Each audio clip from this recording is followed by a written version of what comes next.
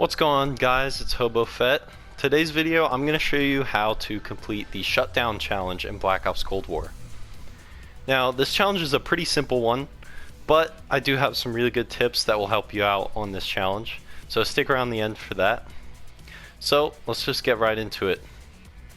So you'll find it over here in Challenges, Multiplayer, Career, Countermeasures, right there, Shutdown. Destroy 50 lethal enemy controlled score streaks. So what does this mean?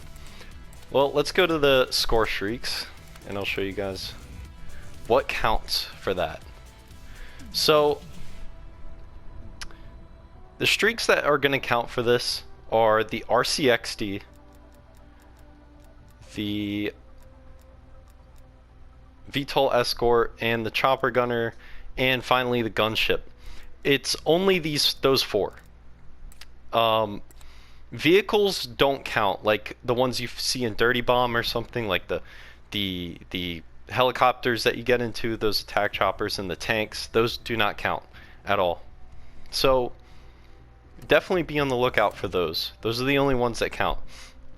As for the RCXD, this one is obviously going to be the easiest to take out, but the problem with the RCXD is that it's basically a kamikaze. If it gets to one of your teammates before you see it, then you're not going to be able to destroy it. So don't bank on killing RCXDs for this challenge, but do definitely look out for them.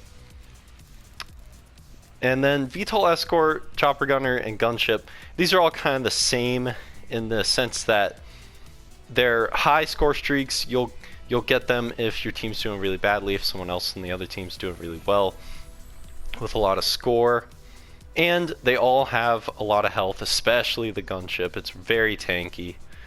So what you have to do is take out 50 of those. That's quite a bit.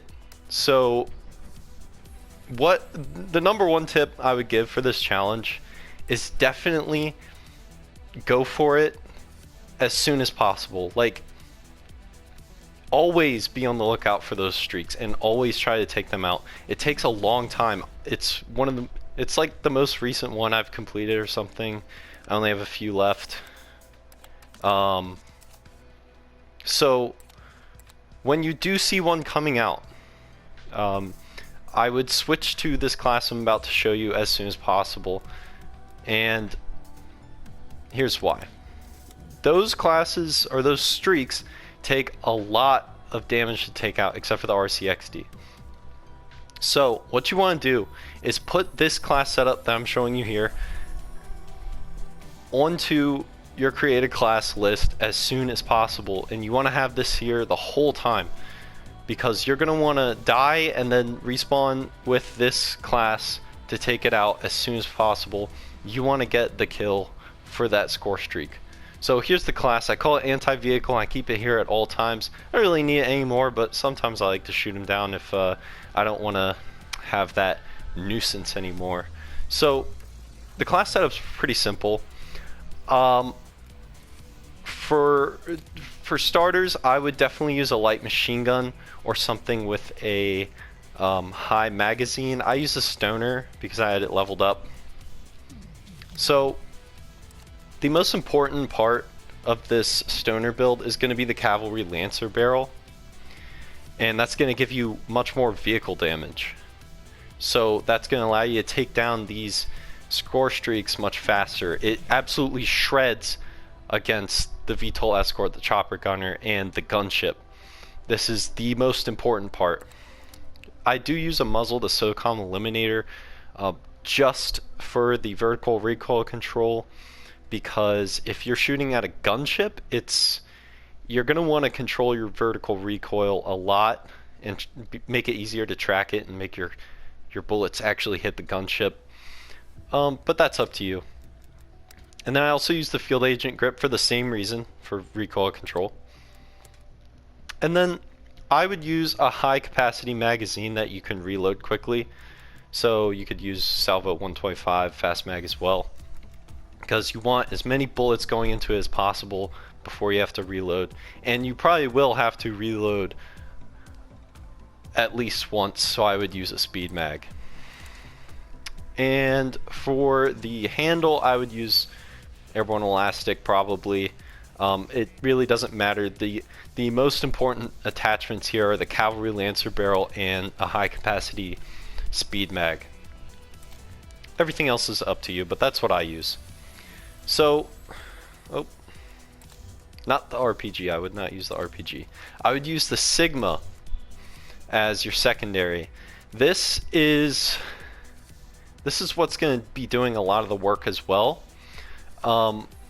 Basically, if you see one of those aerial score streaks come up, you want to switch to this, fire off a round, and that's going to trigger the flares on the VTOL escort, the chopper gunner, or the AC-130. Now, when you reload your Sigma and try to lock on with your second round, it's still not going to lock on immediately because the flares are still going off and still throwing off your heat-seeking missile from the Sigma. So I would just switch to your stoner right away as soon as you fire off that first load, because what's going to happen is they're going to see you, they're going to see the rocket launch, or the missile, I guess the rocket, the heat-seeking rocket from the Sigma, and they're going to kill you basically. So you just want to maximize your time putting damage into that score streak.